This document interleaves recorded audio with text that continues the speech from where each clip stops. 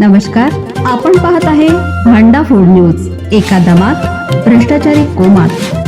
Social media, कर्जबाजारी, गुन्हेगारी, सट्टेबाजी, चोरी, मटका, जुगार, दारू, सावकारशाही, न्यायाच्या प्रतीक्षेत प्रशासन. भांडा फूड न्यूज. एका दमात भ्रष्टाचारी कोमात. मिरजेतील खून प्रकरणी प्रथमेश ढेरे टोळीतील 15 जणांना मुक्का, 14 जण पसार.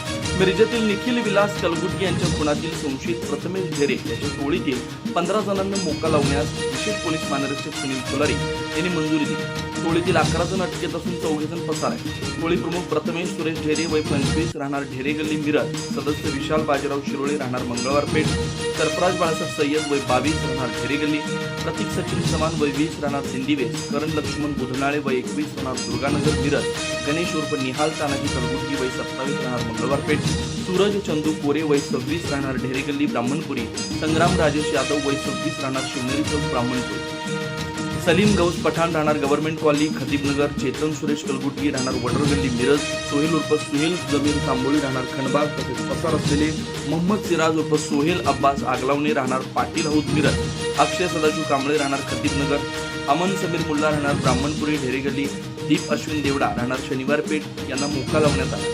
टोळी प्रमुख ढेरे व सदस्य उपजीविकेसाठी कोणताही कामधंदा करत नाही. या टोळीचे कार्यक्षेत्र मिरज शहर परिसर आहे. टोळीकडून 2017 पासून गुन्ह्यांची मालिका सुरू होती.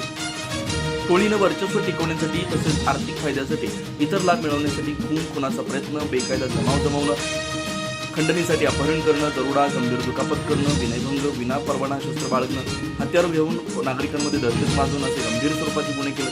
टोळीने परिसरात मोठी दहशत निर्माण केल्याचं पोलीस तपासात स्पष्ट झालं होतं. मिरजेतील निखिल कलगुटगी यांच्या खुनात संशयितांचा सहभाग होता. यापैकी 11 जणांना अटक केली, 14 जण पसार आहे. टोळीविरुद्ध महाराष्ट्र संघटित गुन्हेगारी नियंत्रण कायदा 1999 नुसार अतिरिक्त कलम लावण्यासाठी मिरज शहर पोलिसांनी प्रस्ताव बनवलेला होता.